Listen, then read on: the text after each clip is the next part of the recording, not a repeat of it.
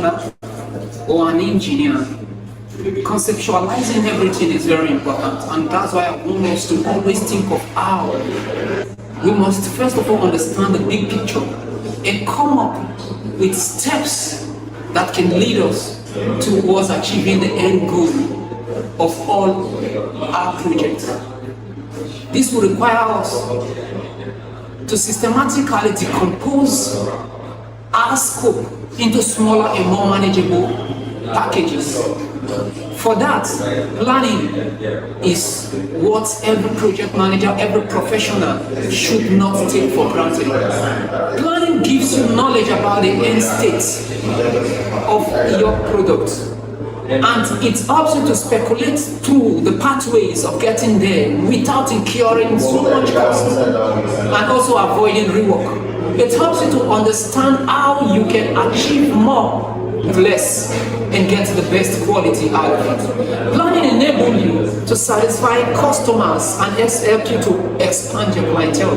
It is important we ensure that we are not playing down on the planning aspect of our project. We're not playing down on the planning aspect of our business. It's important we are taking this serious. There are ways we plan. First of all, we understand the bigger picture, and then assess the market and also research on our stakeholders and collect certain requirements from them. This enables us to come up with these required steps that will help us to achieve the end state of our desired project. Thank you.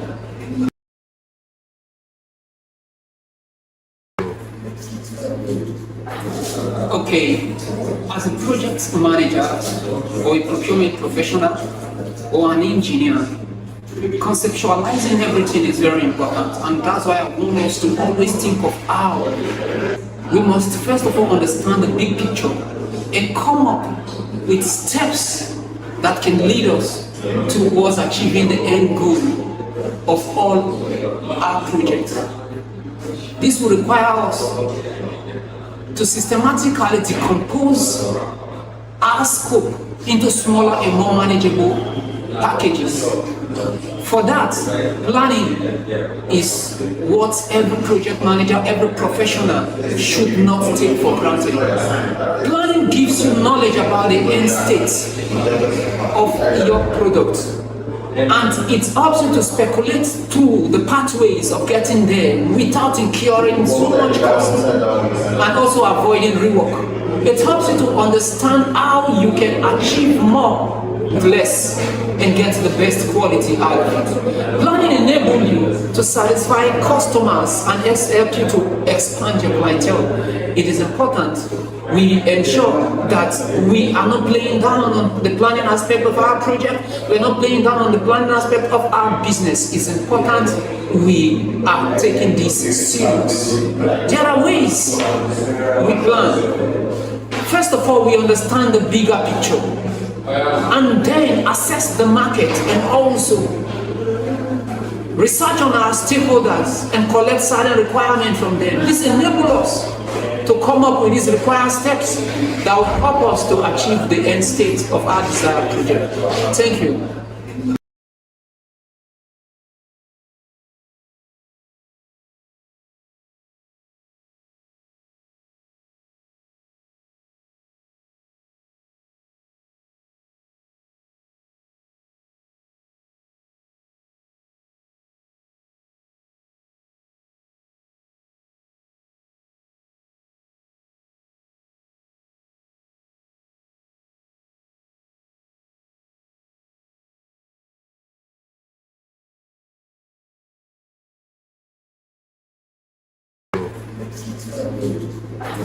Okay, as a project manager or a procurement professional or an engineer, conceptualizing everything is very important, and that's why I want us to always think of how we must first of all understand the big picture and come up with steps that can lead us towards achieving the end goal of all our projects.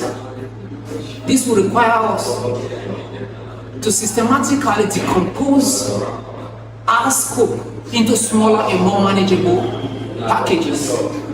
For that, planning is what every project manager, every professional should not take for granted.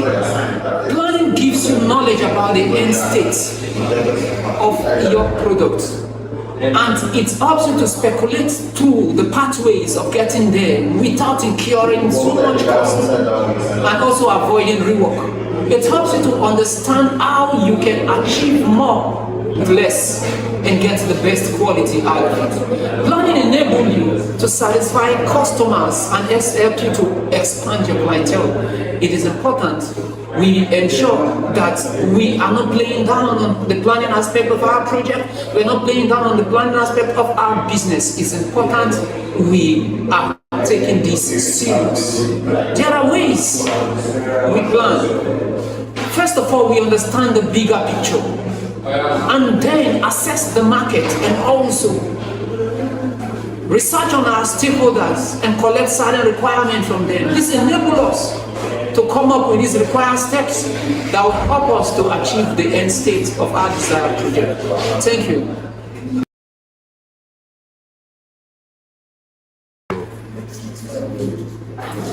Okay, as a project manager or a procurement professional or an engineer, conceptualizing everything is very important, and that's why I want us to always think of how we must first of all understand the big picture and come up with steps that can lead us towards achieving the end goal of all our projects.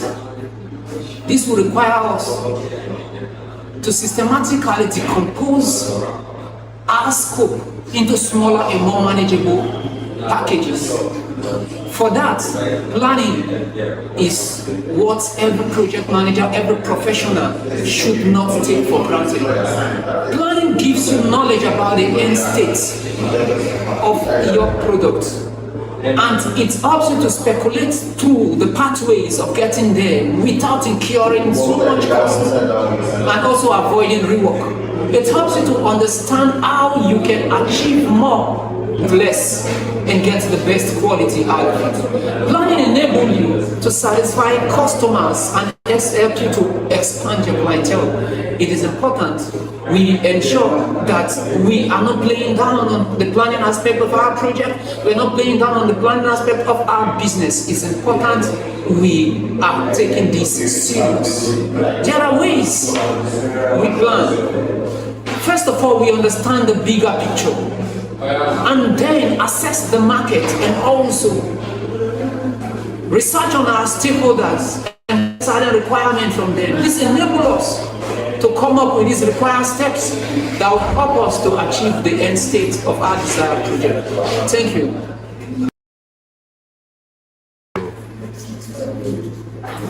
Okay, as a project manager or a procurement professional or an engineer, conceptualizing everything is very important, and that's why I want us to always think of how we must first of all understand the big picture and come up with steps that can lead us towards achieving the end goal of all our projects.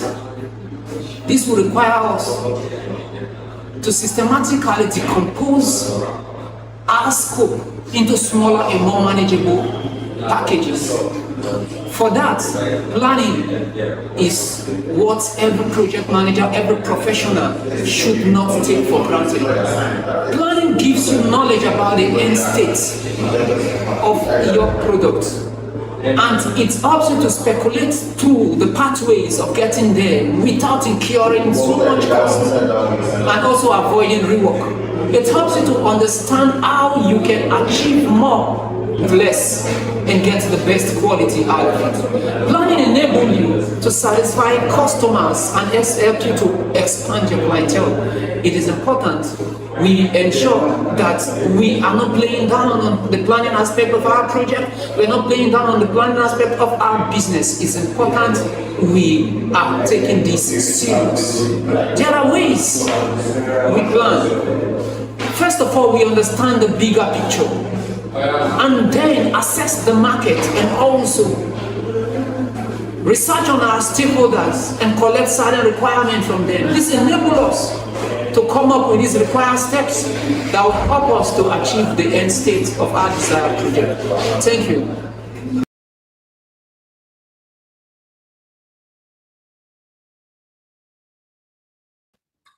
All right, so that is about it. Then when the execution is being carried out, we are expected to monitor and control the job that is being carried out, ensuring that the execution falls in line with the plan. And as we do that, we would be making forecasts. And the focus is about the health of the project. How well are we doing? Are we ahead or we are behind? If we are ahead, we look for ways to maintain the pace increasingly. We could be ahead financially, we could be ahead ahead of time, and even materially, we could still be behind. But all these are constraints that we must meet. All these are constraints we must manage according to the plan. So that is where the monitoring and controlling falls in. And when a project is being executed off the scope, it's called the scope creep. And there are times project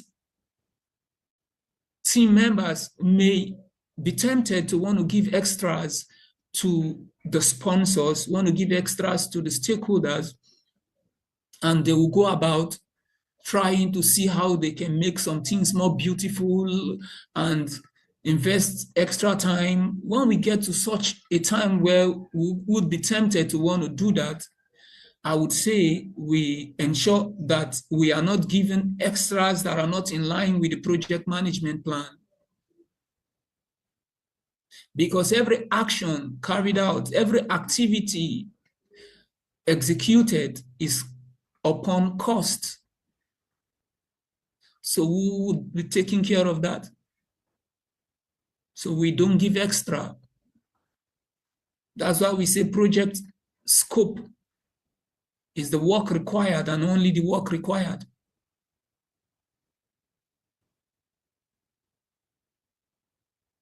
Yeah. Having done that, we formally get to the close of the project. And when we close project, we archive all our lessons learned. It's important we write down what we have learned for future purposes. Then we archive them in the project management repository. Then we formally go into all the deliverables and ensure that we inspect them before the sponsors will come in to inspect them according to the acceptance criteria. Internally, we will conduct this audit, these checks. When we do that, we want to ensure that we take errors out from the hands of the project owners. So in a place where we are falling short, we make sure we close them out satisfactorily before they would come in to do the same thing. This is called the internal audit. In some financial organization, you do what you're expecting the auditors to come and do. You use the same benchmark, sometimes more stringent benchmark, to carry out your own internal audit. And if you can get this done with the right process, you do the right thing, you would ensure that errors will stay out of the hands of those that may likely accept or reject your created deliverables. So at the end of this, once the acceptance criteria are met, what do? We hand over the project to the owners. And at the time, operation may commence. In the process of archiving, in the process of closing out the project, there may be as built, as planned. As built is different from as planned. Those little changes integrated during the execution, those change requests raised and approved that are integrated, those areas that were expunged out of the scope must reflect in the final. So people can actually understand what is, not what was designed. What is should go back into the design. The design should reflect what is, not what was. This is where the as-built comes in. In as much as project management personnel, we wouldn't want changes to invade our project. Changes are inevitable. Sometimes they come in wanted or unwanted. Sometimes we just find out that we are really behind, or maybe we've started doing something else. And some of these may not be totally bad. We analyze and get buy-in from the sponsors if we have to continue in that line. And this kind of changes are good. So back into the project management plan, all the reflected changes, all the accepted changes must be understood before the handing over. Sometimes in the closing, trainings should be conducted. Now you want to show the operational team what has been kept there and why. Yeah.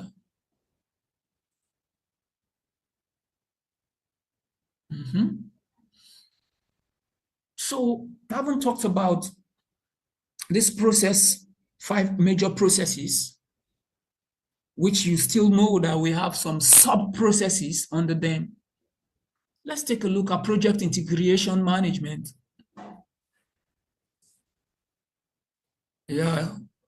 Okay, I can see that my internet is unstable, but let me confirm from you if you are still getting something. Is it breaking?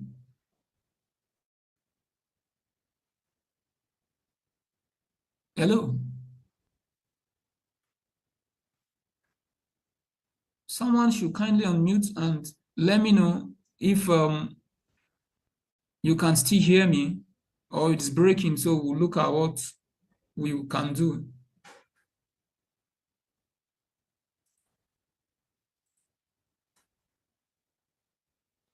Who is in the class? Yes, it is. It's breaking, huh?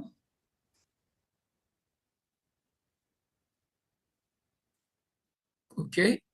But is We can it? hear you, but it is breaking a little bit. Oh, that's sad.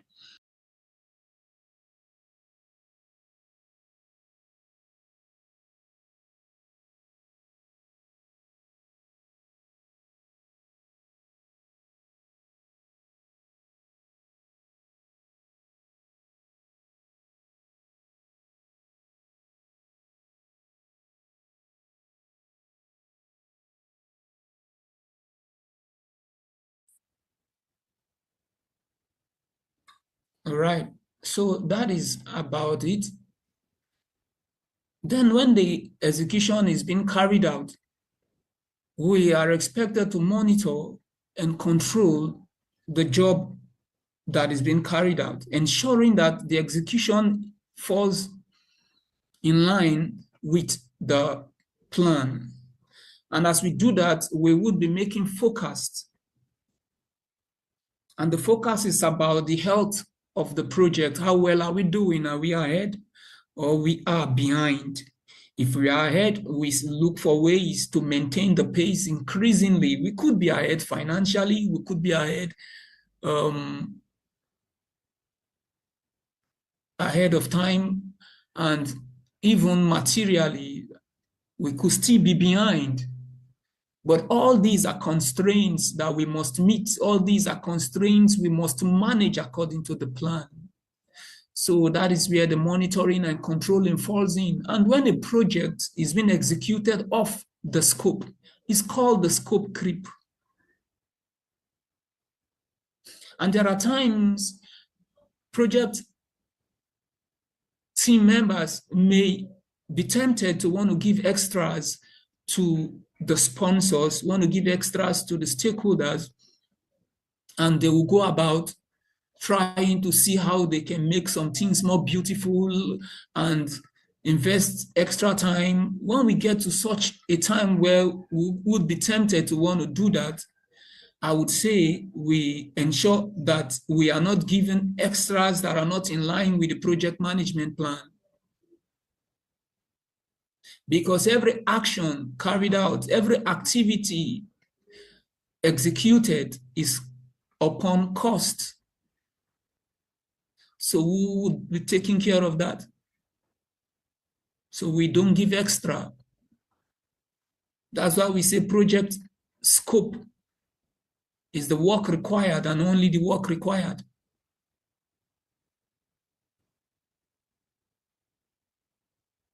Yeah. Having done that, we formally get to the close of the project. And when we close project, we archive all our lessons learned. It's important we write down what we have learned for future purposes. Then we archive them in the project management repository. Then we formally go into all the deliverables and ensure that we inspect them before the sponsors will come in to inspect them according to the acceptance criteria. Internally, we will conduct this audit, these checks. When we do that, we want to ensure that we take errors out from the hands of the project owners. So in a place where we are falling short, we make sure we close them out satisfactorily before they would come in to do the same thing. This is called the internal audit. In some financial organization, you do what you're expecting the auditors to come and do. You use the same benchmark, sometimes more stringent benchmark, to carry out your own internal audit. And if you can get this done with the right process, you do the right thing, you would ensure that errors will stay out of the hands of those that may likely accept or reject your created deliverables. So at the end of this, once the acceptance criteria are met, what do? We hand over the project to the owners. And at the time, operation may commence. In the process of archiving, in the process of closing out the project, there may be as built, as planned. As built is different from as planned. Those little changes integrated during the execution, those change requests raised and approved that are integrated, those areas that were expunged out of the scope must reflect in the final. So people can actually understand what is, not what was designed.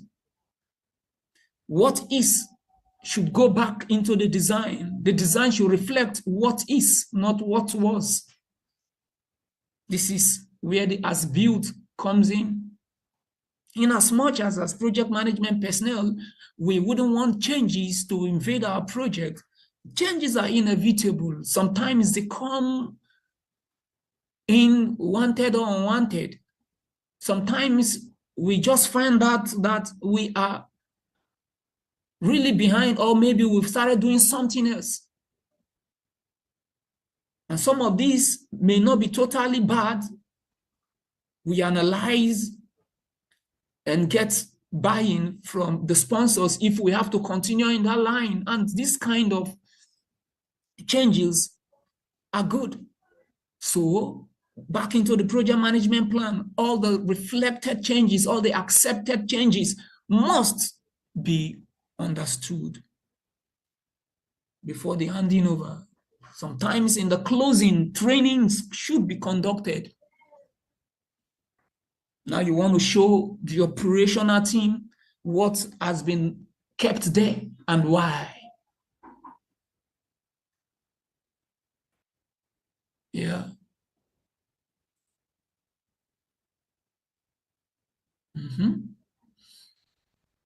So I haven't talked about this process, 5 major processes, which you still know that we have some sub-processes under them. Let's take a look at project integration management. Yeah. Okay, I can see that my internet is unstable, but let me confirm from you if you are still getting something. Is it breaking?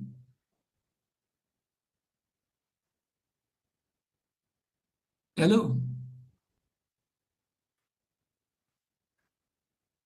Someone should kindly unmute and let me know if you can still hear me or it's breaking, so we'll look at what we can do.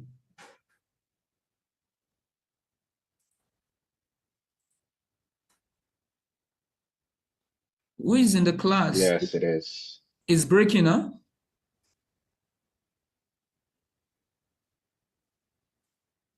Okay. But is We could it? hear you, but it is breaking a little bit. Oh, that's sad.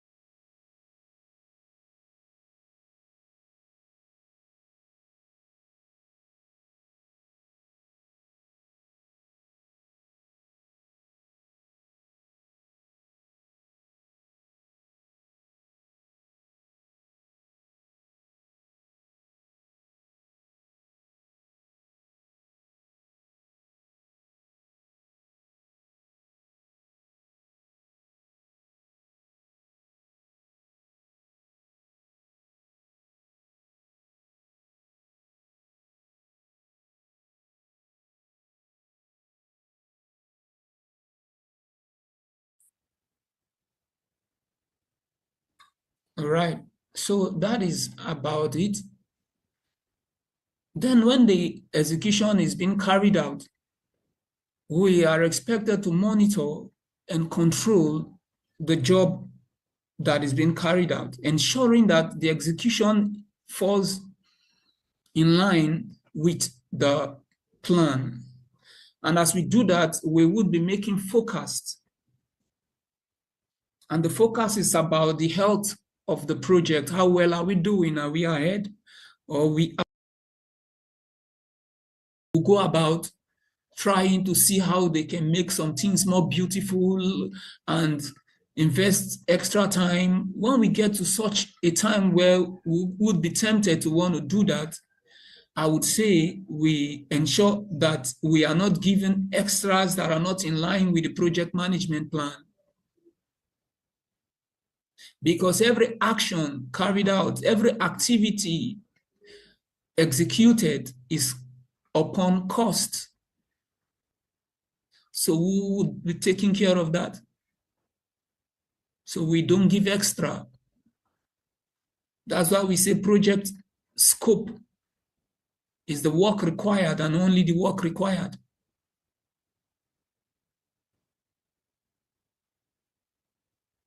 Yeah. Having done that, we formally get to the close of the project. And when we close project, we archive all our lessons learned. It's important we write down what we have learned for future purposes.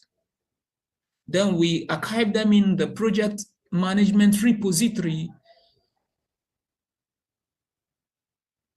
Then we formally go into all the deliverables and ensure that we inspect them before the sponsors will come in to inspect them according to the acceptance criteria. Internally, we will conduct this audit, these checks. When we do that, we want to ensure that we take errors out from the hands of the project owners. So in a place where we are falling short, we make sure we close them out satisfactorily before they would come in to do the same thing. This is called the internal audit. In some financial organization, you do what you're expecting the auditors to come and do. You use the same benchmark, sometimes more stringent benchmark to carry out your own internal audit. And if you can get this done with the right process, you do the right thing, you would ensure that errors will stay out of the hands of those that may likely accept or reject your created deliverables. So at the end of this, once the acceptance criteria are met, what do? We hand over the project to the owners. And at the time, operation may commence. In the process of archiving, in the process of closing out the project, there may be as built, as planned. As built is different from as planned. Those little changes integrated during the execution, those change requests raised and approved that are integrated, those areas that were expunged out of the scope must reflect in the final. So people can actually understand what is, not what was designed. What is should go back into the design. The design should reflect what is, not what was. This is where the as-built comes in. In as much as project management personnel, we wouldn't want changes to invade our project. Changes are inevitable. Sometimes they come in wanted or unwanted. Sometimes we just find out that we are really behind, or maybe we've started doing something else. And some of these may not be totally bad. We analyze and get buy-in from the sponsors if we have to continue in that line. And this kind of changes are good.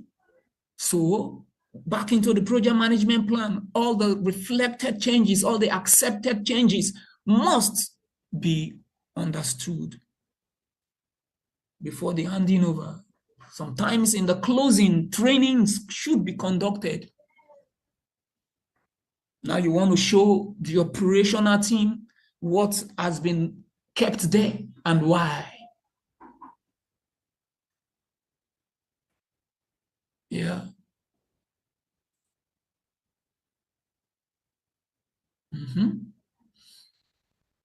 So I haven't talked about this process, 5 major processes, which you still know that we have some sub-processes under them. Let's take a look at project integration management. Yeah. Okay, I can see that my internet is unstable, but let me confirm from you if you are still getting something. Is it breaking?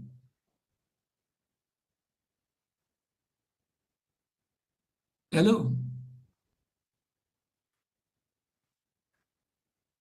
Someone should kindly unmute and let me know if you can still hear me or it's breaking, so we'll look at what we can do.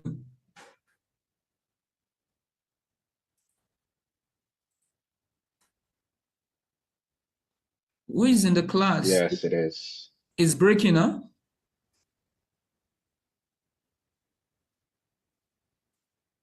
Okay. But is We could it? hear you, but it is breaking a little bit. Oh, that's sad.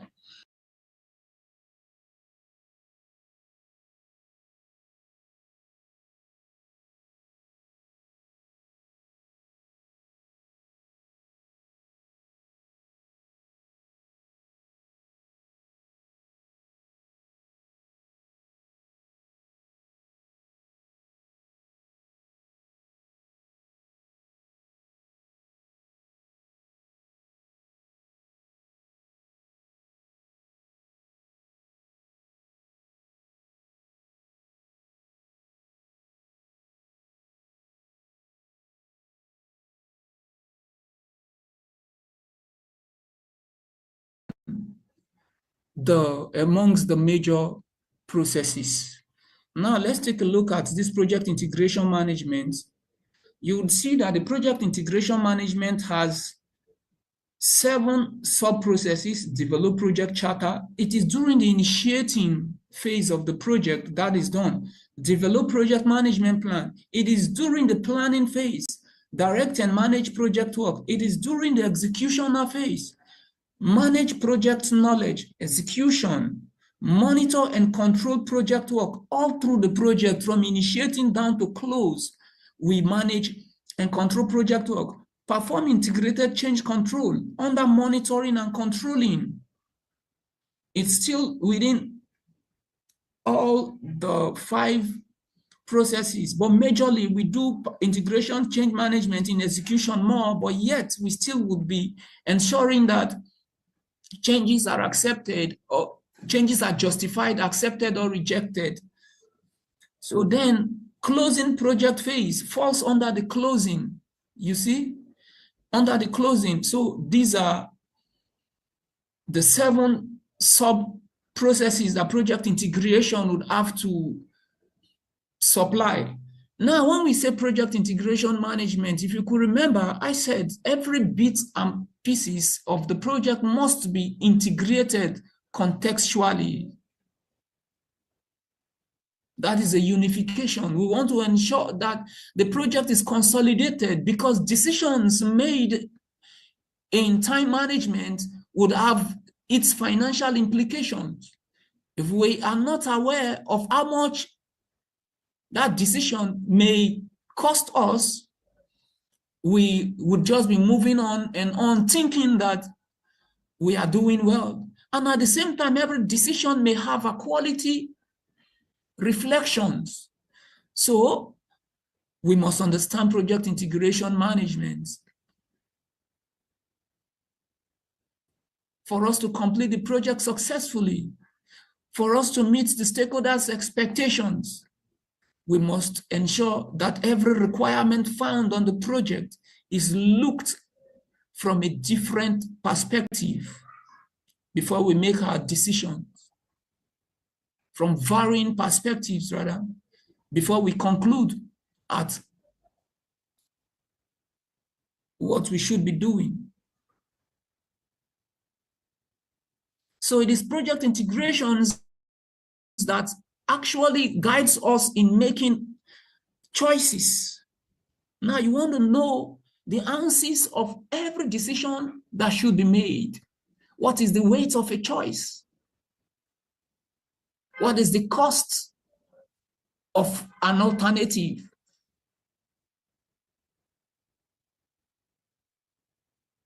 Talking about advantage or disadvantage of that decision. So that's about that. And then in this area, we've talked about the project, develop project charter. Like I said, right from the initiating phase of the project, the first document we create is the project charter. And in this process, we want to ensure we have a document that will formally authorize the project, a document that will formally authorize the phase, a document that will formally authorize the project manager to start carrying out the project activities. And on this document, we have some definitions, maybe like the financial definitions. The initial budgeting is there, but at this phase, this estimate is just about an historical estimate, a very rough order estimate, which is minus 25% or plus 75% accurate. And this document is about 1 to 3 page document. And this is what the project manager needs. And sometimes the project manager could have been contracted to build this document.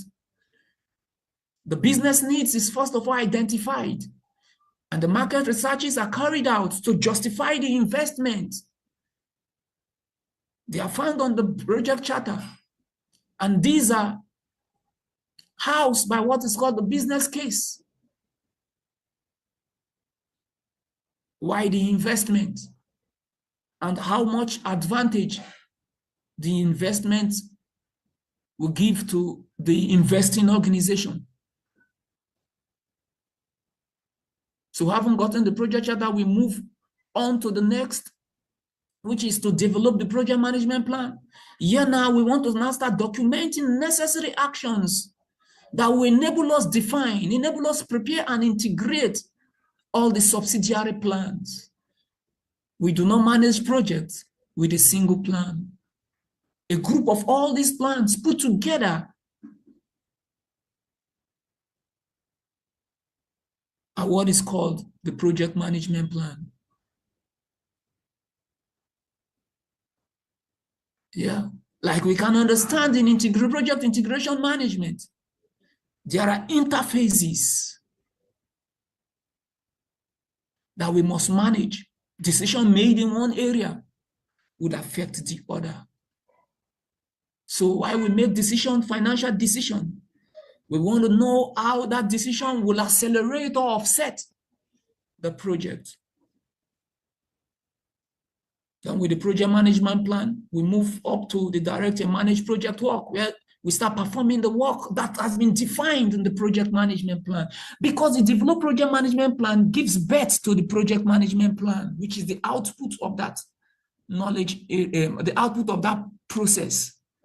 We carry that project management plan into the direct and managed project work. Now, performances are being recorded. This is where we choreograph the actual work that has been defined in the project management plan. And the choreography must be in line with the desired expectations. We just don't want to dance.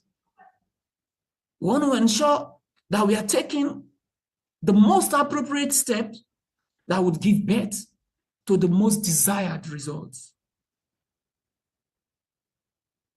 There is no way we will be on a project without learning new things. So PMI would encourage us to ensure that we watch out for new things that are being discovered, that those new things will save you money in the future. So once you learn those new things, ensure that you document them, you manage them very well, use those new knowledges to make decisions. So having been aware, having been trained on how to do that, we talk about the managed project knowledge. Here now, we want to ensure that we sit down to remind ourselves that existing knowledges should be used in creating advantages that will help us realize the project objectives with less cost, less time, less stress, and give us a better quality of the final output. So managed project knowledge is done during the execution, and monitor and control the project work is very important. We must track our success. We must review our performances, and ensuring that the progress is being regulated in a way that the desired objectives that are defined are realized. And where could we find the desired objectives? In the project management plan.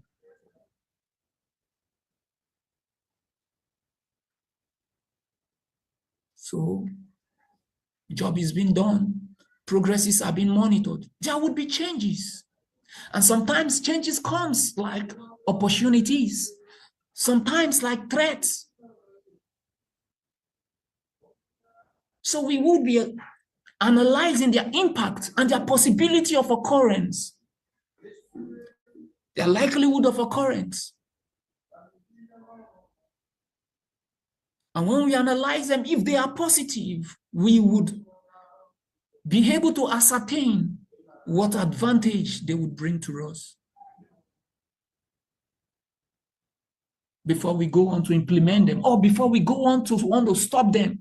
We pass it on to the CCB, the change control body, which is part of the integrated change control. They will look at it, approve or reject it. And every rejected change must be shown. Every approved change must be shown. And this takes us to close project or phase. If you can understand the 7 steps, you are good. Because this is the only knowledge area that, not the only, but one of the knowledge areas that integrates the project from beginning to the end. Yeah. So let's move on to the next chapter. Before that, if you have any contribution, any question, may you kindly unmute your mic and bless us with your question or your contribution, or maybe your suggestion and opinion.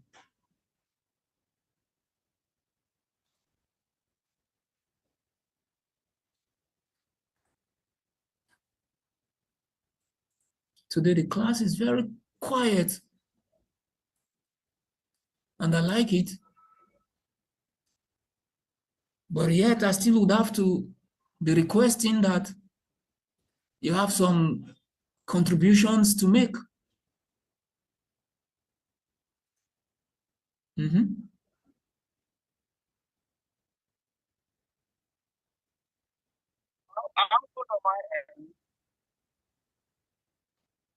Is there nothing from your end?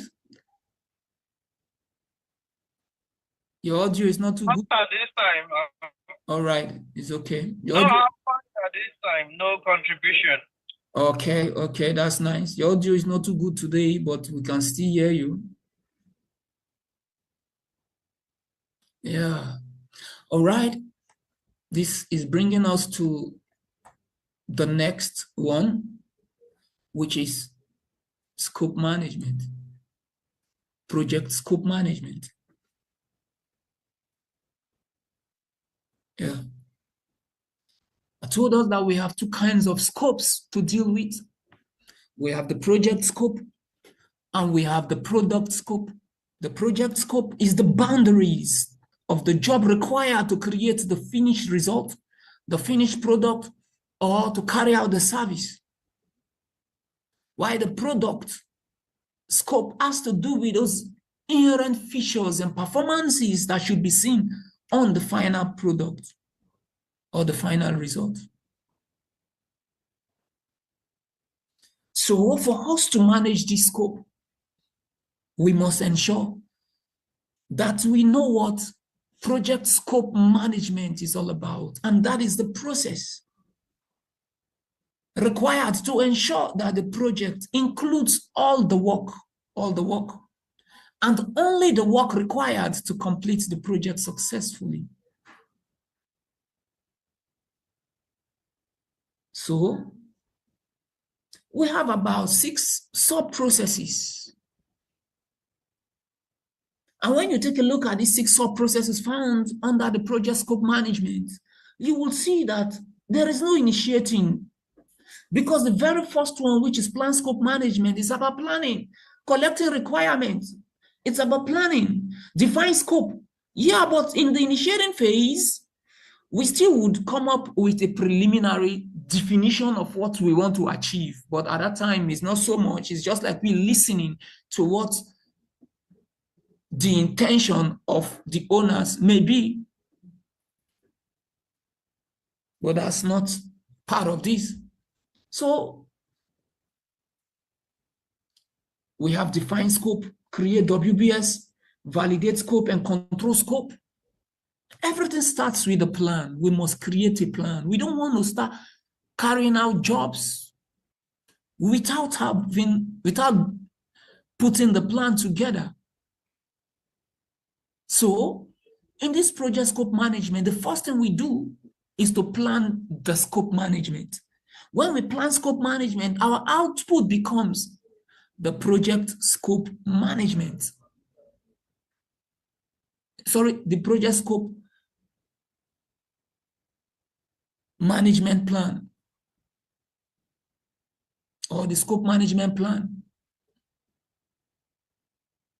That is the document that will enable us define everything that has to do with scope management. So with this plan, we move on to the next phase, where which we start collecting requirements. In this process, we want to define and document the stakeholders' needs, the needs that will enable us to realize the objectives. When we collect these requirements, document them in a register called the requirement document, and also come up with another document called the requirement traceability matrix. We use these two documents to move on to the next phase, which is the define scope. So when we define the scope, we want to develop a detailed description of the project and the product, a detailed description of the project and the product. So we are considering two things, project and also the product. Remember, the project gives birth to the product. The project gives birth to the final result. The project gives birth to the end service. And sometimes some projects just could be that we are carrying out services. These are intangible projects that should be managed. We are not creating something that should be touchable, something that is seeable, but somebody can perceive and would still understand that there is a change. So we define the scope. Defining the scope gives birth to the scope statement. And the scope statement takes us to the next phase, where we would start subdividing this statement to smaller and more manageable packages. Bringing out components, like I said, a very huge log can be placed, and then we could now start using the axe to chop it down to the size that we can use. But right now, the job will be broken down to the work package level, which we can actually define it very well. We can assign it, we can quantify it as regards the materials, the equipment, and financial, or make us the time estimate of it. We really do not want things to be too big in managing, so we have to subdivide them. We have to decompose them. And decomposing is the strategy, is the tool and the technique majorly used in here. But you haven't done that. We still would have to validate the scope. The validation is about the process of formalizing acceptance of the completed project deliverables. The deliverables must be accepted by who asked you to do that. So the work breakdown structure haven't been created, will give birth to the scope baseline. Define scope gives birth to scope statement, very ambiguous, but yet highly descriptive. Breaking it further down to the work package, assembling all of them would depict the scope baseline.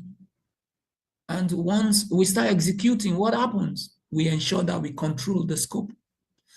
Controlling is monitoring the status of the project and the product scope.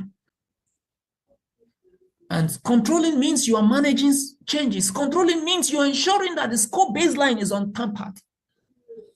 The scope baseline is not deviated. You're not carrying out gold plating. You're not giving investors extras.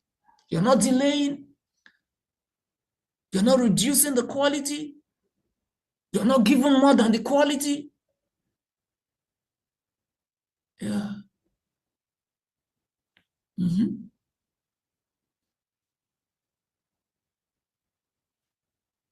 this takes us to this. Yeah, that is the end of that. Let's come back to this. If you can see the screen, can you just kindly read what you can see on the screen?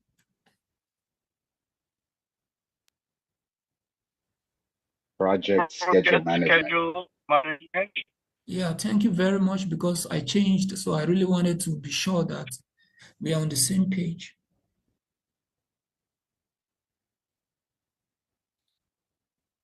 Yeah, when we say schedule, we're talking about time.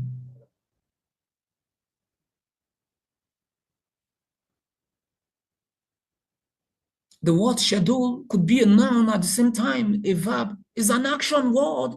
You as a project manager in the planning phase, you may see it as a noun. But in the execution, schedule becomes an action word, which means the speculated time must be observed stringently, considering our critical parts, right? Somebody could still remember our critical parts. But on that day, lots of you were not in class. When we talked about the critical part, I can't remember that Tolu or if it was in class. I was. Were you? I believe I was as well. Okay. And you remember we were using this lady, Nevik, as the... Yes, David was in the class as well, yes. Yes, I remember that. Mm-hmm. And do you know that She was very active too. Yeah, very active, but since then, she have not been joining. I think you have not done a good job there in... It's obvious. Come again? Follow up. I'll check in with my brother to see what's up. Yeah. But he's my brother's fiance. Yeah, you said so, and she said so too. So please just check up with them and ensure that she's fine. And I will. it's not good to be losing people in your class. I think we have to be working together. So that is that. Now this time starts off with our understanding about what project is all about.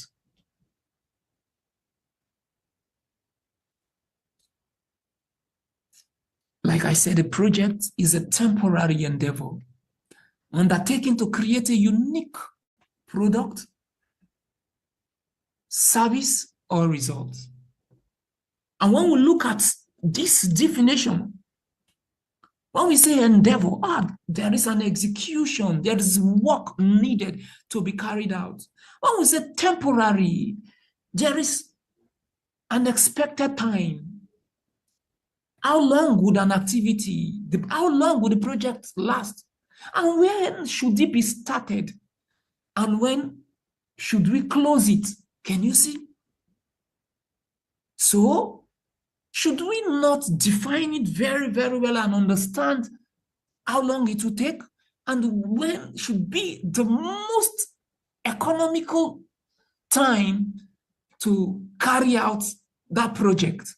What is the most economical time to carry out those project activities found in the project? And without coming up with a good management expertise, we may not be able to understand all this. That's why we met around the world and say, why not we dedicate a chapter to this knowledge area? So when people like Simone and Efe would come to join us, they can actually say, wow, people ahead of us have done a good job for us. So why not we just sit down and enjoy the cruise? And you are here now. So what should you do?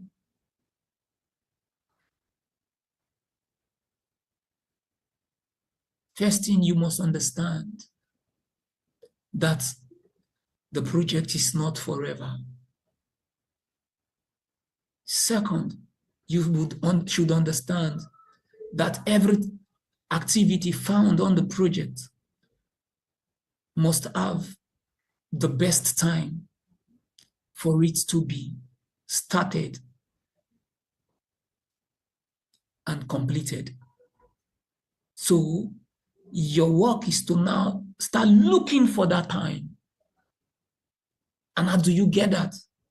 These are the strategy. The first one, you come up with the plan schedule management, which you carry out plan schedule management and creating the document schedule management plan. Having done that, you carry that plan and move to the next area. You start defining those activities. Once those activities are defined, you sequence the activities. Once the activities are sequenced, you estimate the activity durations and you put them all together, observing the constraints, considering the leads and the lags, which we talked about. Then you have your project schedule. Now, this project schedule comes with the schedule baseline that has been agreed upon. And this is the time you would want to now start carrying out the job. And as you carry out the job against those times, you control the schedule, ensuring that you're not starting later than when you should start. We looked at the network diagram also in this area. We saw what is called the critical path, and I told us that the critical path has 0 float. And what is float? Float is the playing time, where which an activity can be delayed, yet it will not affect the succession of another activity. That is float. How long can activity be delayed that it will not affect the start of another activity? Should be ascertained. Then when you look at the network diagram, but before we get there, let's see how we can understand some things. Let's go back in time. So, okay, we have the project the schedule management plan as the output gotten from the plan schedule management. We now move on to define activities. Now, defining activities is the process of identifying the specific actions to be performed to produce the project deliverables. Just calm down a little.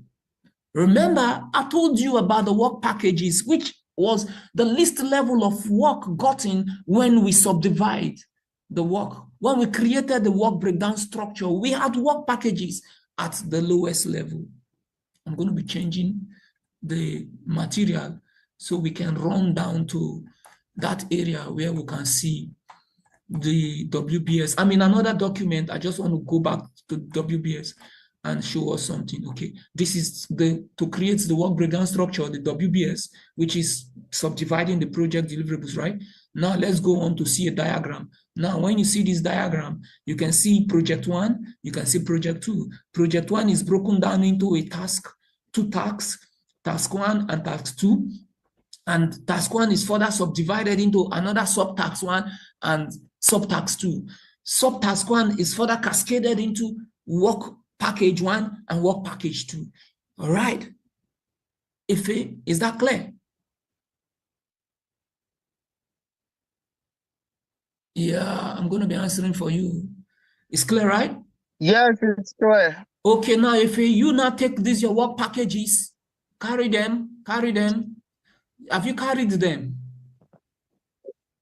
Now we're going to move these work packages to the next knowledge area.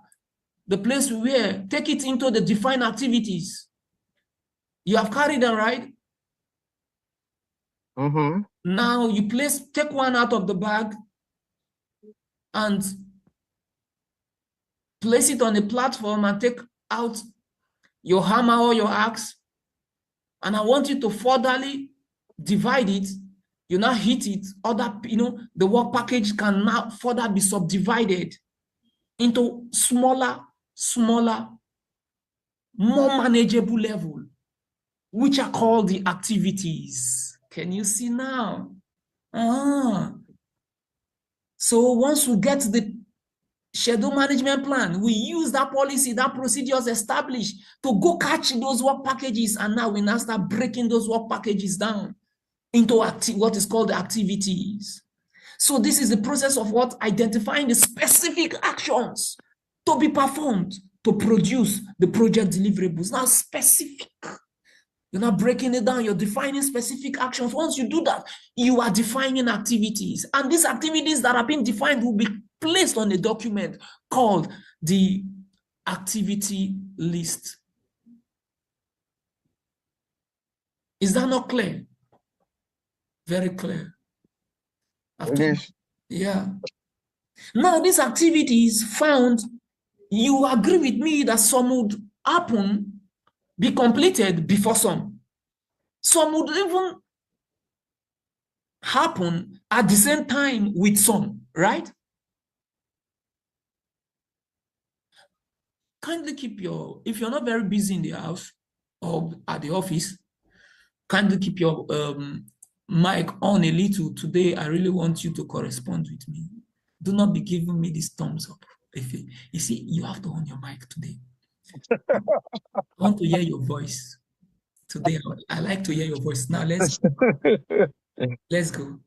So that is clear, right? So, Yeah. how do we know what comes before what? It's defining, sequencing these activities. That is the process of identifying and documenting the relationships among the project activity, what comes first before what. And this is where the network diagram is being defined. Let's get down and look for a network diagram. And so we can take a look at it. Okay, this one, the project starts here, right? And you see that activity A is ongoing. At the same time, activity D is ongoing. Then at the completion of activity A, we had a commencement of activity B. At the completion of activity B, we have the commencement of activity C. So what are we doing here? We are carrying out what is called the activity sequencing. And if you take a look at this, you will see three parts: start, A, B, C, finish.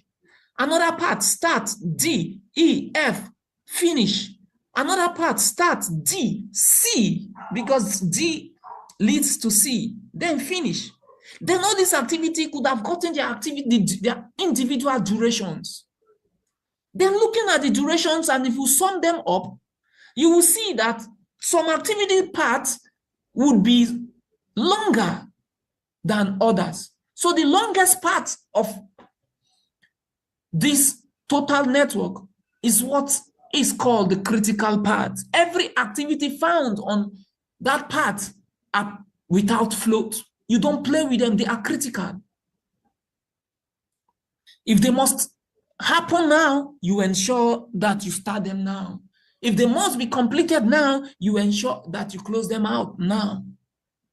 Your eyes are on them. So that is about the sequencing activity, and we have two methods that we can get that done. We have the precedency diagramming method, and we also have the activity on, the precedency is broken down to activity on node or activity on arrow. So let's get back. So sequence activity is clear. You have sequenced this activity, but you've not talked about the temporariness of that activity. How long should it take? That leads us to the next area, which is what? The activity duration estimate. Where we have to estimate the activity duration. Now we want to analyze that activity. Haven't sequenced it, we want to analyze the activity to see how long it will take. Look at the resource requirement, observe the schedule constraints. Constraints are things, are stoppages, are things we must observe. Constraints are limitations. You must observe them to plan the activity durations. And once you have that, you develop the schedule by adding those individual activity durations. When you add them up, you would know how long the total project will take. But adding them all up may give you something else. That's why you must ensure that when you are adding them up, you are considering those constraints. Those are the leads and the lags. And what is the system? The system for you to develop this schedule is to identify the longest path.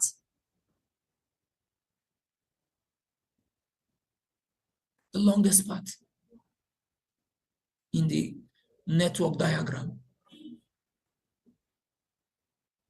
Let me check for, okay, because these are the constraints. You see leads and you see lag. When you say lag, can you take a look at this? Lag is like we just concluded one activity, and because of the nature of the job, we have to wait for additional period before we can commence the successor activity. While lead still has finish to start relationship, but before we finish the activity in hand, we commence the next activity. So you must observe these constraints while you draw that.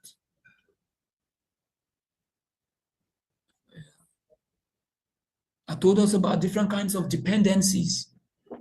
I told us about the mandatory dependencies, which I said are those that are contractually required or inherent in the nature of the work. I used book, researching, writing, and editing. I said before you start writing, it is actually in the nature of such a project that you carry out your research before you write. You cannot write before you research. These are mandatory. And sometimes they obligate it in the contract, where we are expected to oblige by following the contractual demands. Whenever you have a contractual demand, it becomes mandatory. Then we have the discretionary dependencies. This is when you, as a professional, can use your own discretion to juggle things around to start a particular activity before another one. If you decide to stop it midway and start one and complete it, or start two and complete it before you continue with it, because of your expertise. This is in the area of your expertise. So you must understand those areas that allows you to do this.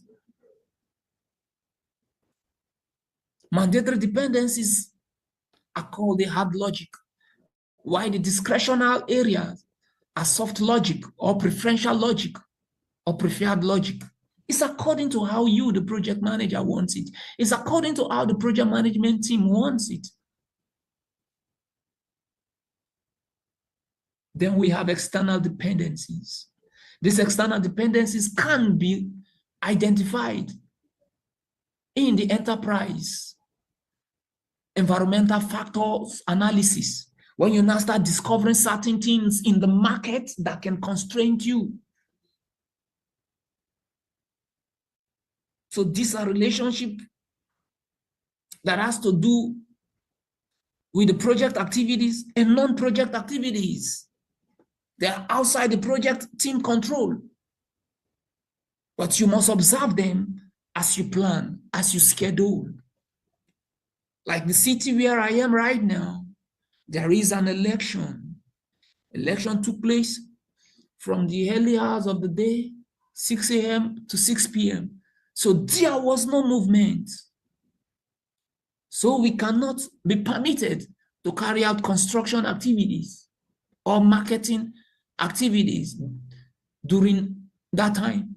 So we are already restricted to observe it and reschedule our activities to take place when there is movement in town. So when you conduct your project, observe all this and take a look at this. It's a network diagram with different parts. And it has different kinds of relationship. We have 4 kinds of relationship. We have the start to finish relationship, or finish to start. The most popular one is the finish to start relationship. We have finish to start, finish to finish, start to start, start to finish relationship. Now, if you take a look at this, you see that A and B has what finish to start relationship. A must be finished before we start B. Whereas in a way, you can see that A and H can start almost at the same time. At the same time, K too. So these three activities, A, H, K, all have start-to-start relationship.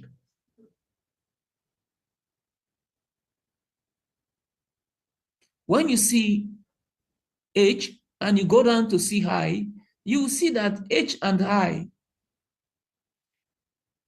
okay, that H and I have start-to-start relationship plus either 10 days or 10 hours or 10 months, according to the unit of measurement agreed upon in the schedule management plan.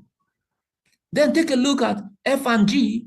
They have finished to start relationship plus 10. What does it mean?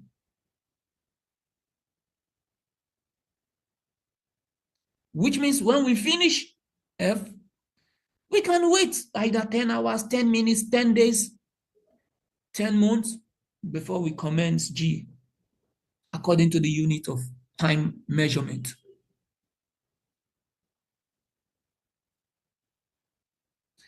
In a place where we have, so that is like a lag. This plus now is a lag. In a place where we have minus for a finish to start relationship, that is like a lead. Yeah. So we estimate the project and now, okay, this brings us to the tools and techniques used in making estimates. We talked about the analogous estimate, if you can remember, that when we use historical statistics to predict either duration, we use historical statistics to predict either the start time of a project, looking at a project that looks like similar to the one in hand, and we are using that as the basis for planning. And such an estimate is a rough order estimate. Like I said, it has minus 25% or plus 75%.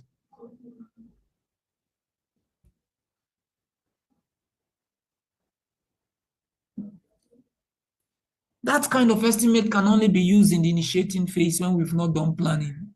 We have not sat down and looked at things actually. Then the parametric estimate is now like the most accurate. We want to take out the rulers, want to count numbers. Say, okay, if a bag is of so and so size, and the ball that will be placed in it has so and so size, if we divide the size of the bag over the size of the ball, we would know how many can get in there. Such an estimate cannot lie.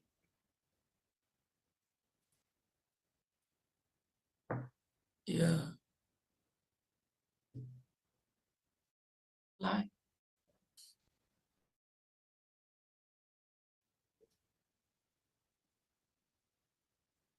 Very important. Then we talked about the 3-point estimate. There are some activities that the conditions may change.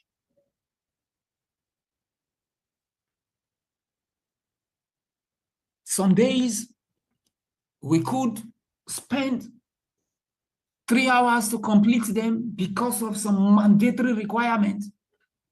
Some days we may spend 4 hours or maybe 6 hours.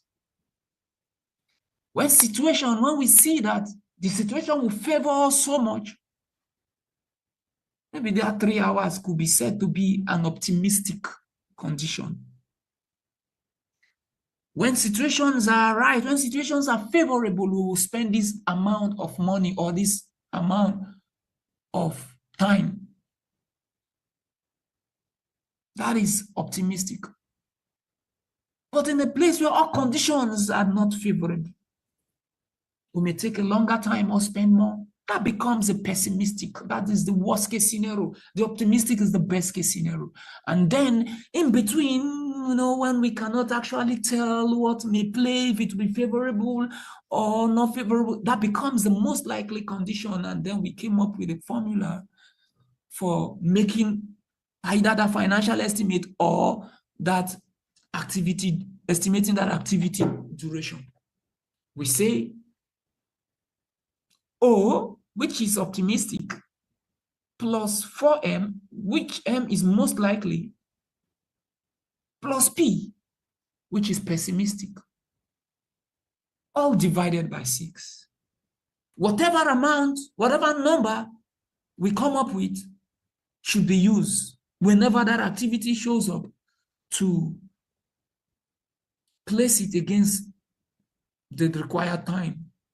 So the days that it will be favorable, the days that it will not be favorable will all balance out. Can you see the formula for a better distribution? And this is what you should carry in hand. I don't want you to use a triangular distribution. Use this, and your project is safe. When you know that an estimate, some days you buy less, some days you buy more, some days you buy in between. So you use this kind of estimate to estimate the activity cost or the activity duration.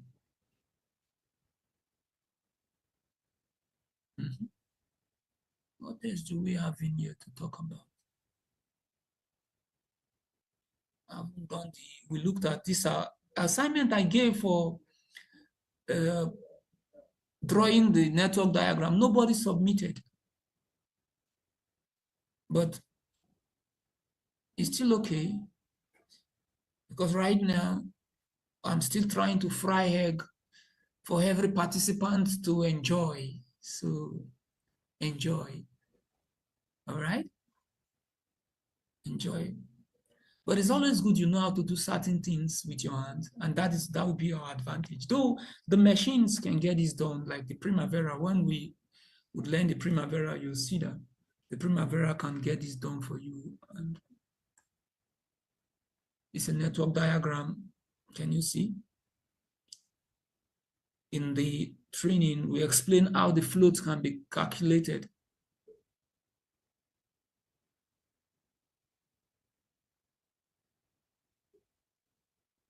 We look at the activity early start and the activity late start. There are some activities that they must start at a certain time. Even if they did not start that time, they can start at a later time, and that will still not affect the successor activity. It will not delay the successor activity. Those activities that are like that, they are playing time, they are float. Now, when you look at this, you see that the early start of activity B is 6.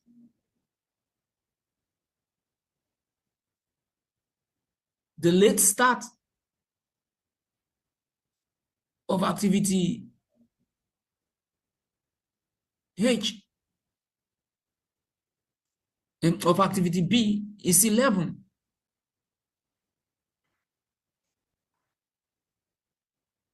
So the difference there is 5. So that 5, if the unit is 1 hour, the unit is 1 day, 1 minute, 1 week, 1 month. That is how much time that activity can be delayed, and it will not affect the start time of the successor activity. We can also use the late finish, the early finish, and the early start. If you start early, you will finish early.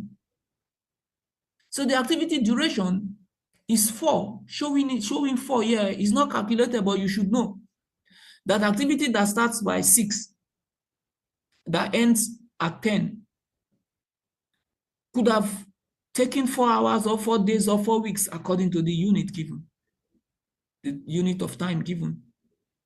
So the duration is 4, which is not what we want to look at now, except we want to calculate the critical part. Now we'll now start looking at the activity duration to ascertain the longest part. So this is the legend that can guide you in understanding that you see early start, late start, early finish, late finish. The down is the total float, top is the duration. The total float, like I said, is the playing time. Any activity that has zero float is a critical activity. You can't play with it. It does not have playing time. You start it at when it should be started. I'm just actually feeling in my mind that somebody somewhere is sleeping. I'm going to send somebody to your houses now, confirm that, and get back to me.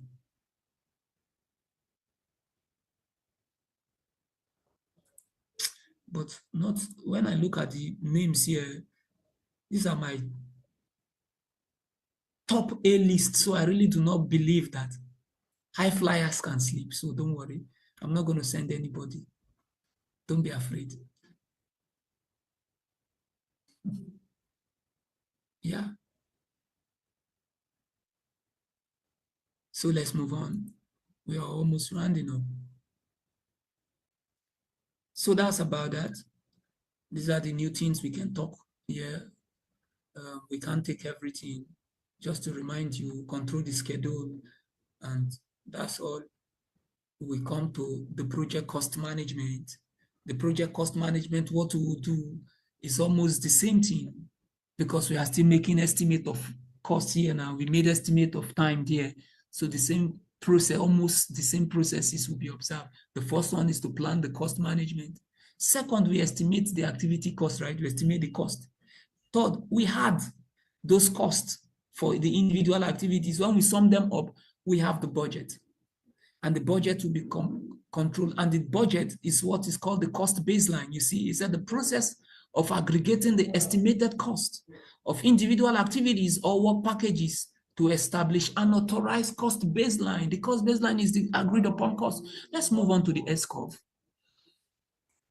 and look at some things that we talked about. This is the cost baseline. If you were taught this cost baseline twice, but I think you can actually explain it very, very well according to your understanding.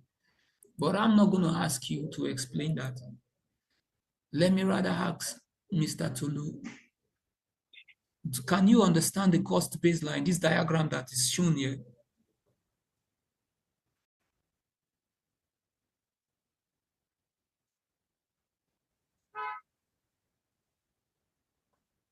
Are you in a position to talk? Can you?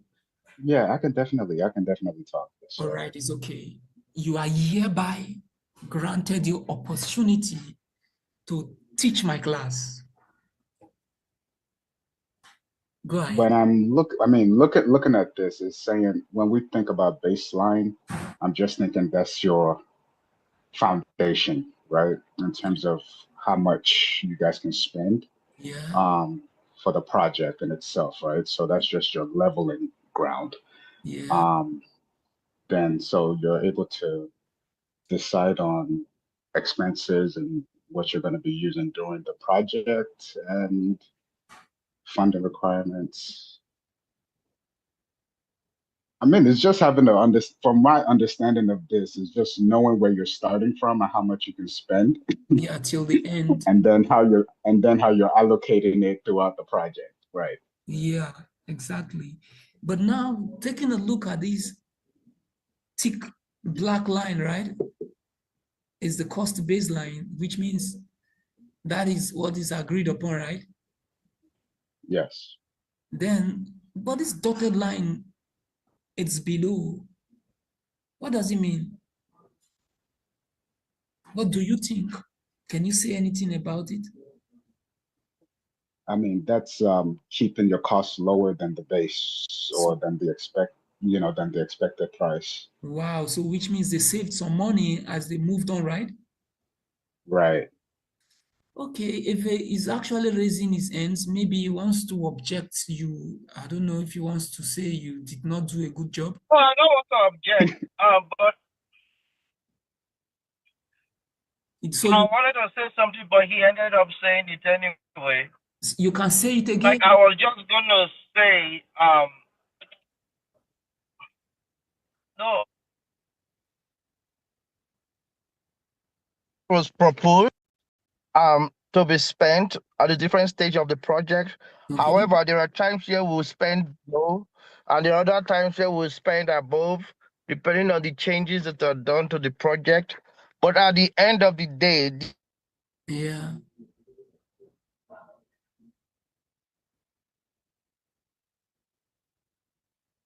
Okay, I don't know if you're only breaking on my own end. Is it same there, Tulu? Yeah, same thing. I think we lost them there in the middle. Okay. All right, but he's here.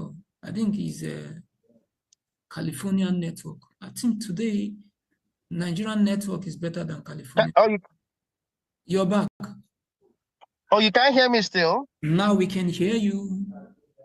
Now you're good. Yeah, because I was in my vehicle, Oh, so I was using the hands Bluetooth from my vehicle stereo. all But right. now I turned off my vehicle, so I'm using the phone directly. Okay. So go ahead with what you were saying. Oh, you didn't hear all I said.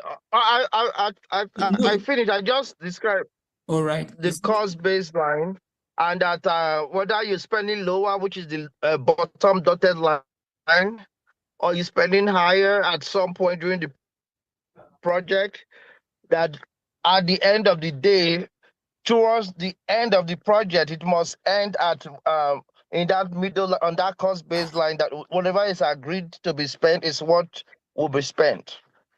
Okay. All right. Thank you very much for that. Now we have someone here that could have said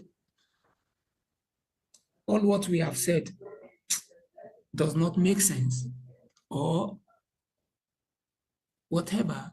Simone, does it sound like what you do?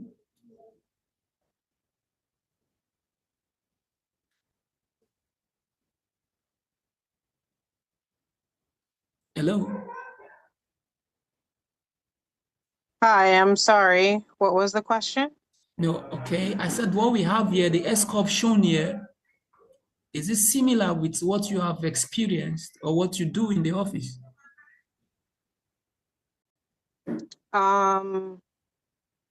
Yes, to some degree, yes. Okay. You will come up with budgets too for a period. We do. Well, we do an annual budget of all our expenses and revenue, estimate what our revenue is for the year. Okay. And we usually do that in the beginning of the year and enter that into the system. And then each month or each quarter, we see where our actual expenses are versus our budget. Yeah. And if we feel we need to adjust because of some unexpected expenses that came through, then we'll adjust. Okay. Oh, all right. Yeah. That's nice. I So, like the fact that she actually used the word budget because that's exactly what that is. Mm-hmm. yeah. You know, this is so much. If you are in an organization and you're not talking about money, which means your CADA is low. Just like in the family, the children, all they do is to demand. The parents can sit down and look at the budget, analyze what they will be cutting off, what they would be doing, how they would be increasing their performances, and to ensure that they have lots of savings to take care of more things or the most important or the highly prioritized things. So when you make your estimate, do you sometimes keep aside some reserves? Simone. Yes, we also have a line item for contingencies. Oh. There's a contingency part of our budget where we Okay. estimate, in case there's an overage, we have that contingency line as well. All right. So your contingency. And then, you know, All right. sometimes, you know, during the budget process throughout the year, as we get closer to year end, we start to look at what are expenses that we are anticipating that possibly we could push to the next year. All right. In order to make our budget a little bit more favorable, depending on income, how things are coming in. And that's kind of like how we try to manage the budget from one year to the next, depending on where we want to end up at the end of the year. Okay. Oh, that is so much. You know, you have the hands on there. Is there such a thing called zero-based budget? I've never heard that term, but I've never what heard does it that either. mean? What does it mean? Maybe it's a different term that's used in standard business. I'm not sure. Okay. So you two, you have not come across the term? No. No, sir. Right. Okay, let's move on. First of all, for me to explain that, we do this sometimes when we want to justify our spending.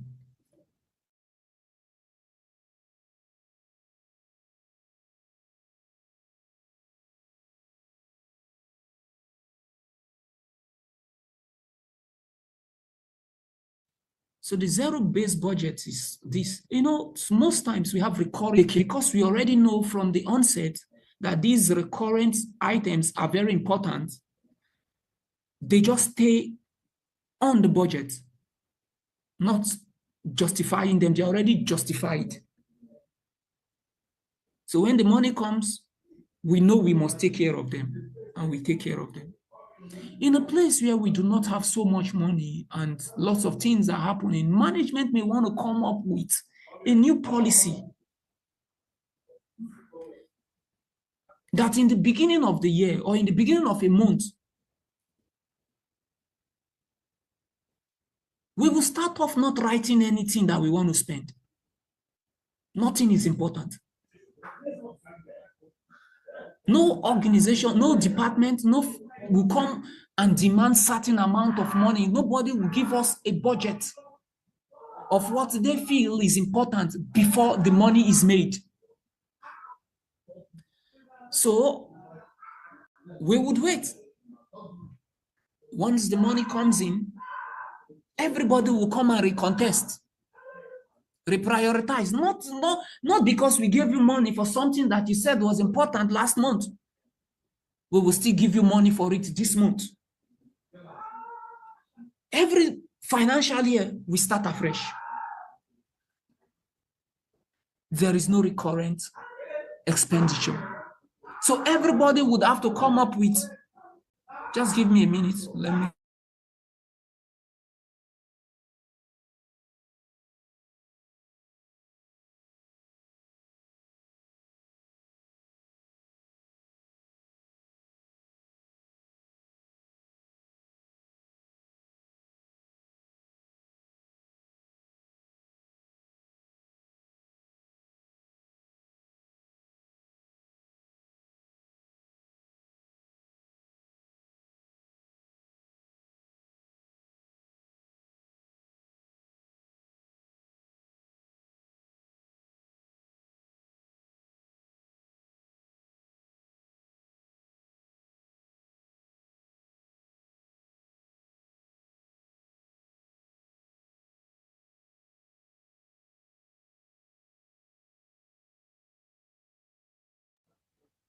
All right.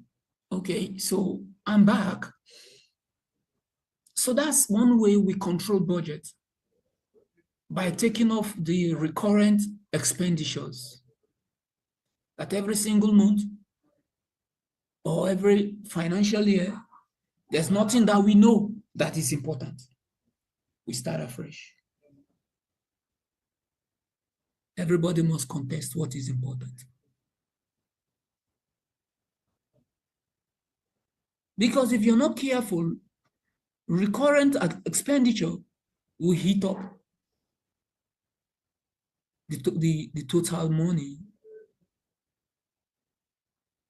and we may not be able to innovate. We may not be able to analyze, carry out value analysis. So that is about that. You may want to research it for something that and get a knowledge of it that is better than how I've explained it. Okay, so we talked about the funding reconciliation,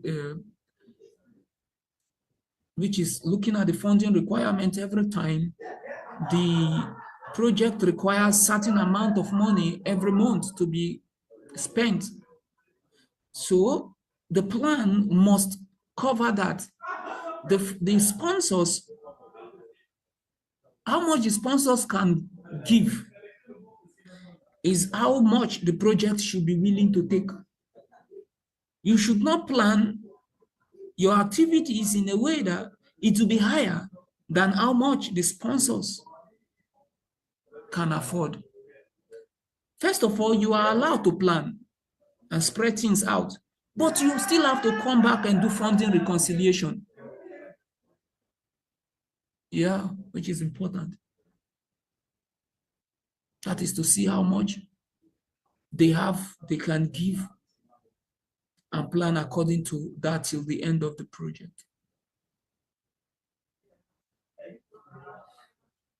Okay, any other new thing? It's about the end value. We talked about end value analysis, which is very important in this area. We looked at plan value and actual cost, end value, shadow variance, and we said the shadow variance is the end value minus the plan value. We took an example for it, and the cost variance is the end value minus the actual cost. And what did I say the end value was? The end value is the value of work performed expressed in terms of the approved budget assigned to that work. Yeah. So you may want to go back there and do some analysis. You must understand the word end value is all about managing the work allotted and the amount of money speculated for that work. And so you can know when you are behind or ahead.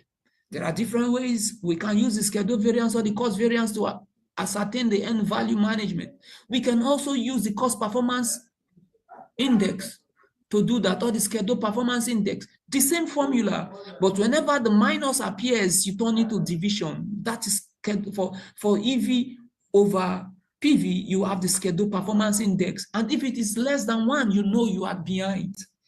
If it is 1, you are right on time.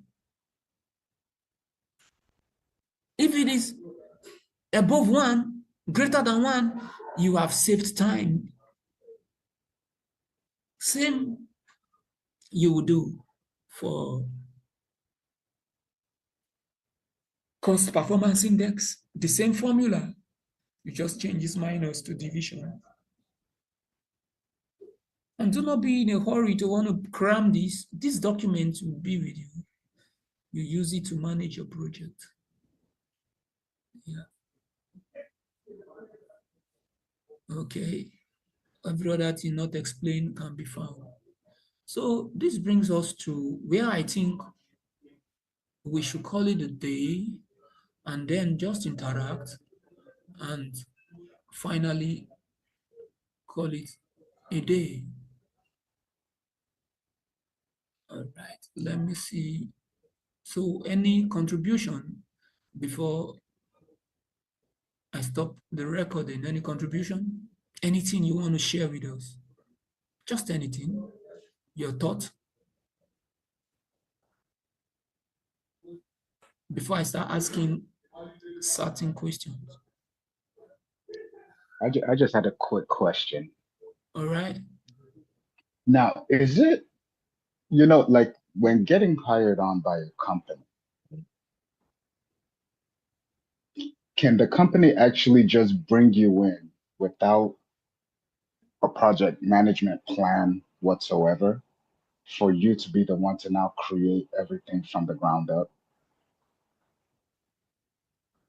Yeah, that's a sensitive and a powerful question. You functioning in as who? As a project manager or what? As the project manager, yes. All right, let me answer you. First of all, a project can be at any stage and somebody can be hired, right? Maybe. Yeah, I was gonna say that too. You could be hired at the beginning time. Maybe that project manager might quit or something must have happened and was laid off or whatever, and then you brought in halfway through where there is already a plan. Whereas you could also be hired where you're the one that creates the plan. So you could come in at any point of the Okay. project, I think. Yeah, you're right. But most times they would like to assign you from the onset. Yeah. Then you, the project manager, it depends on who is hiring you. Could be someone, it could be a new project that the organization had not done a project before. And everything will rise and fall on your knowledge. Anyhow you do it, that is success, right? Anyhow you do it. But sometimes it could be that there's an existing project manager, but an expansion had just been observed. And someone is needed to take care of that other project. So there could be existing plans on ground, like your organizational process assets. You have similar project already available. So all you need to do is to come in and start planning. Now, when we say planning, you as a project manager may come in as a support.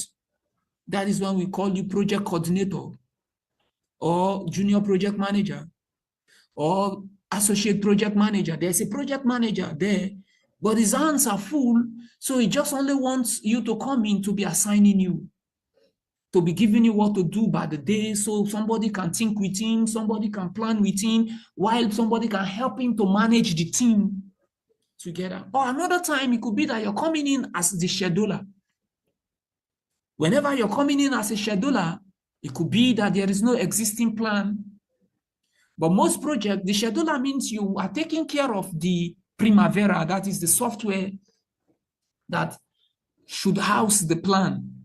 When the plan, yours is to type it there into the Primavera, like we were shown some classes back. You type it there in the way because you have knowledge of the software. Why the planner? You may still be the planner. When the team sits down, you'll be the one to be talking and be telling them, I think we should start this now. Before we get this done, we have to wait for 4 hours. What do you think? They'll be like, yeah, and then you write it down, you pass it on to that scheduler. The scheduler go type it. So that is to say that your role is higher than that of the scheduler. But sometimes you'll be the one doing the planning and also the scheduling. But in a rare occasion, would you be a project manager at the same time? Yeah, the project manager, you are the head of every activity in the organization. You are the senior planner, you are the senior scheduler, but that is not your role. You are just leading all these things, ensuring that things are going. So you can come in most times from the beginning of the project, but there are always existing templates. Nothing is placed on stone. Nothing is Good. new under the sun. Or, That's what I was just trying to figure out. Okay. yeah, so there's always a template. The organization will give to you. You will ask now. And as you ask, do you know what to ask? Remember, this my document shows you what the inputs, right? If they bring you midway, you carry out what? You ask for your what? Input. Oh, where is the project charter? Where is the project management plan? Where is the scope management plan? Where is the, you are not asking all these questions. So these are the questions you will need to use in knowing where they are in time. Okay, can I have the status report? Can you see that? Your teacher brought you in today. You're asking of the status report. Or can I have the progress report? Somebody will give you the progress report and somebody will walk you through. This is where we are. This is the schedule. So you can now go back to the perimeter and even look at it. Oh, this project is supposed to be a 3-month project.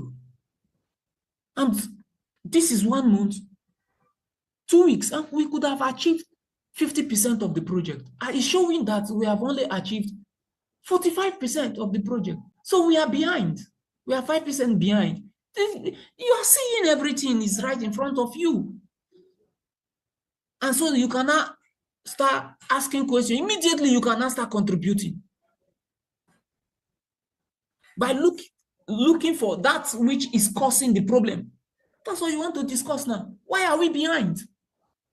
We are behind because of this, because of that. We are behind because we are looking for somebody, scheduler, and no scheduler. And thank God you are here now. Things like that. So, anytime they bring you in, remember you are not, the project is not coming out of your head. You are a middleman. If it is a pharmaceutical project, pharmacists are there. Doctors are there. Patients too are there. Marketers are there. Financial analysts are there. Cost engineer is there. Scheduler is there.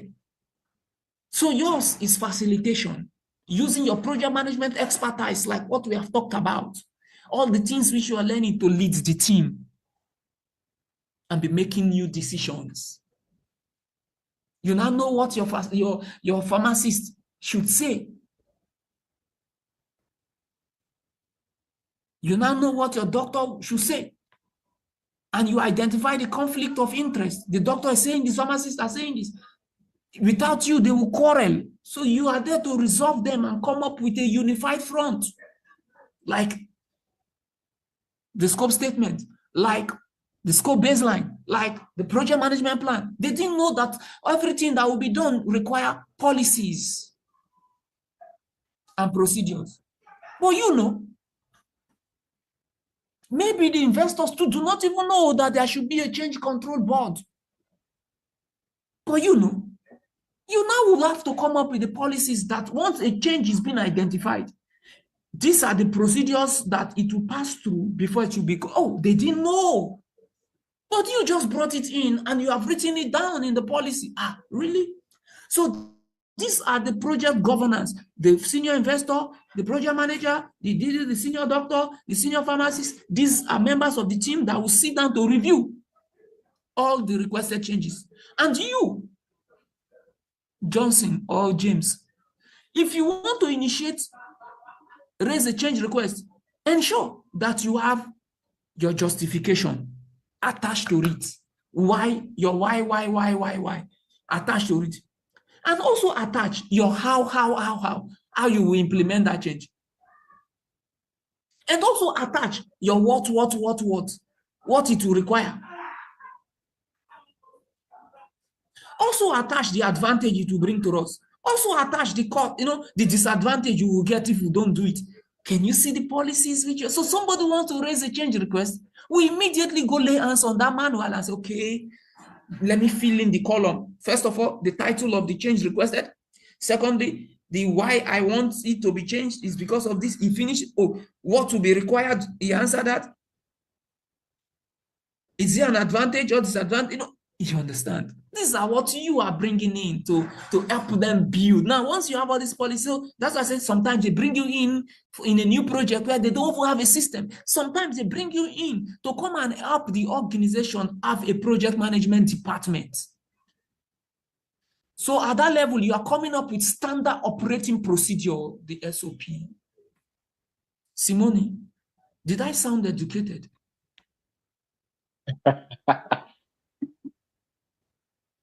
Hello. Oh, Hello, Simone, please kindly unmute, and if you have if I sound educated, just give me my flower, please. I'm sorry? I said, when I was explaining that, did I sound educated? Why are you asking me that question? Don't give him any flower. Give him leave. You were very concise, yes. And You I give him leaf, understood what not you, flower. oh, okay. If Well, you see, whatever thing you do to others will be done to you. So you mind the way you sow these seeds. The bitter leaf you have plucked for me. If care is not Oh, taken, that's so that's what they will give you to go It will make. turn to spinach and ugu for me. It won't be bitter leaf. When you say ugu, do you even think she can understand? Simone can understand what ugu is? Pumpkin. Ugu is pumpkin vegetable. Simone is a different kind of vegetable in Nigeria, and here in the US, the vegetable that is close to it is spinach. That's the reason I mentioned spinach. Spinach is the closest okay. to pumpkin here. Yeah. So Oh, because I we don't see. have that pumpkin leaf, we use spinach to do whatever we would normally use the pumpkin leaf for. Oh, So that, got it. And the native name for the pumpkin leaf is ugu. yeah, That's what he wanted me to Okay, explain to you. got you. So I'm learning so much. yes, you are. So no, but your explanation was on point, though. It definitely it was. I understood that. you see why I always want you to be in the class, because when people are denying me of my award, somehow you bring it to me. Yeah, I got you. thank you very much. You know, when we come like this to learn, it's just time to be fulfilled. And as we talk like this, we're taking care of depressions, we are taking care of lots of other things. This is the most important thing, why we learn and we laugh. Okay, so that's all we have for the day.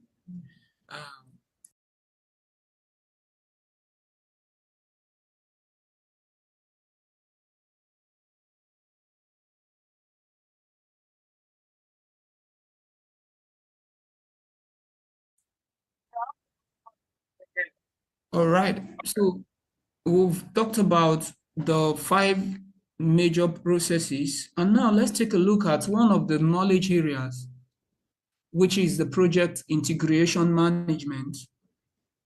Just to remind you, these knowledge areas, they have sub-processes that could be found in amongst the major processes. Now let's take a look at this project integration management. You would see that the project integration management has 7 sub-processes